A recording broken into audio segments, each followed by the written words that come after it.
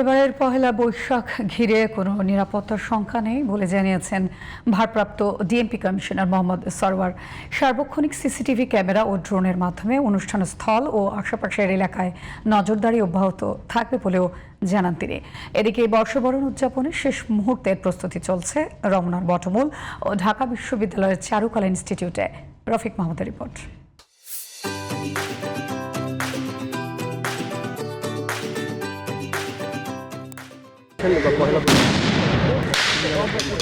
পহেলা বৈশাখে অনাকাঙ্ক্ষিত পরিস্থিতি মোকাবিলায় প্রস্তুতির অংশ হিসেবেই ঢাকা মেট্রোপলিটন পুলিশের এই মহড়া। এতে অংশ নেয় ডিএমপির বোম ডিসপোজাল ইউনিট এবং ডগ স্কোয়াড।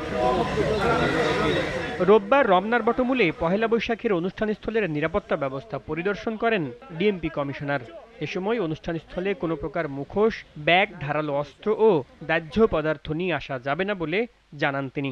জাতীয় এবং উৎসবমুখর এই অনুষ্ঠান যাতে জাতি, ধর্ম, বর্ণ নির্বিশেষে সকলেই নির্বিঘ্নে উদযাপন করতে পারে তার জন্য ঢাকা মেট্রোপলিটন পুলিশ ব্যাপক নিরাপত্তা পরিকল্পনা গ্রহণ করেছে। এদিকে বর্ষবরণের শেষ মুহূর্তের প্রস্তুতি চলছে ঢাকা বিশ্ববিদ্যালয়ের চারুকলা ইনস্টিটিউট ও রমনার বটমূলে। শিল্পীর শৈল্পিক নৈপুণ্যে যেন ধীরে ধীরে বর্ষবরণের জন্য প্রস্তুত হচ্ছে চারুকলা অনুষদ। পুরোদমে প্রস্তুতি চলছে।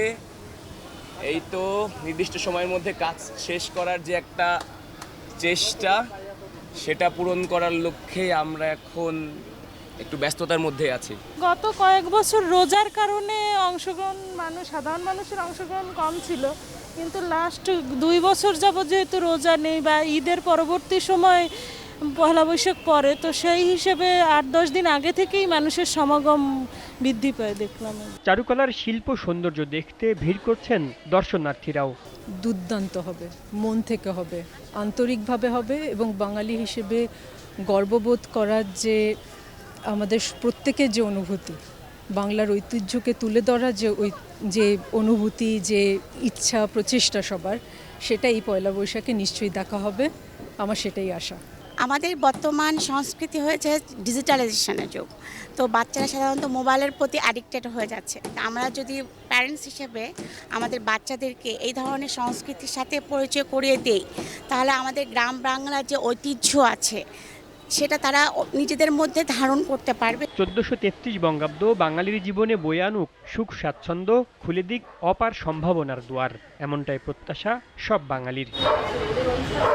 Rafiq Mahmud, GTV news, Dhaka.